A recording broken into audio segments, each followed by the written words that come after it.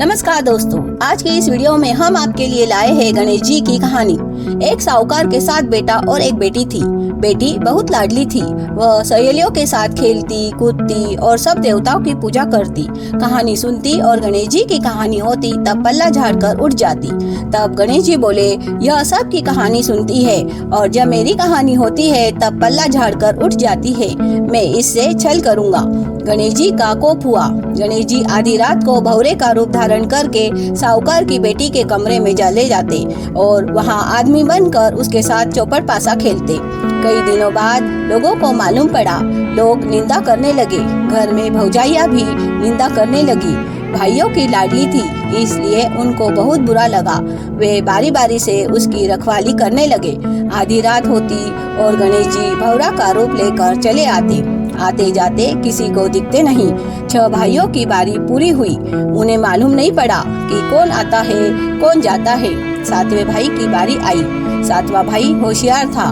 उसने सोचा रात भर जागना कैसे होगा। उसने अपनी चिटली उंगली काटकर नमक बुरका लिया, जिससे जलन के मारे नींद नहीं आई और सब देख देख कर बैठ गया। गणेश जी ने सोचा आज की रात तो ऐसे ही जाएगी। जो सुबह 4 बजे भौरा का रूप लेकर जाने लगे, तब भाई ने पकड़ लिया और पूछा, तुम कौन हो? देवी हो, देवता हो या मनुष्य हो? अपना सही नाम बताओ। मेरी बहन कुंवारी कन्या है, उससे छल क्यों करते हो?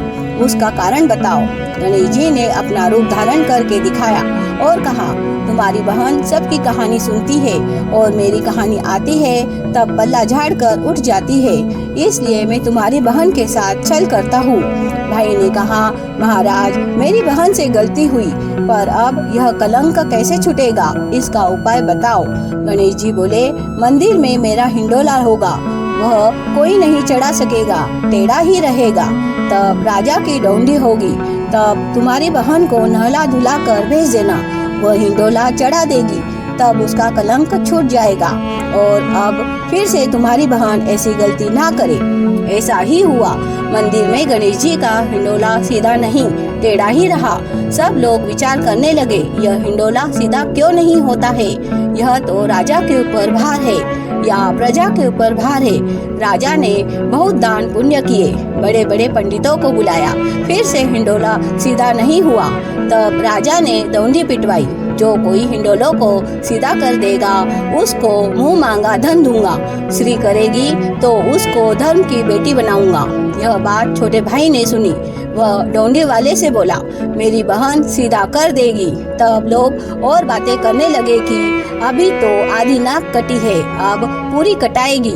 बहन सच्चे मन से गणेश जी की प्रार्थना करके मंदिर में गई और गणेश जी से कहा, यदि मैंने भूल चूक से आपकी कहानी छोड़ी हो तो हिंडोला चढ़ जावे और महाराज मेरा कलंक उतर जावे। तब हिंडोला सीधा चढ़ गया और उसका कलंक उतर गया।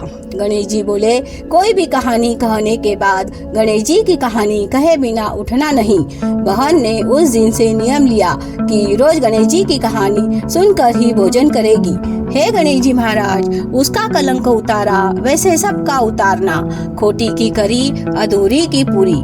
बोलो गणेश जी महाराज की जय।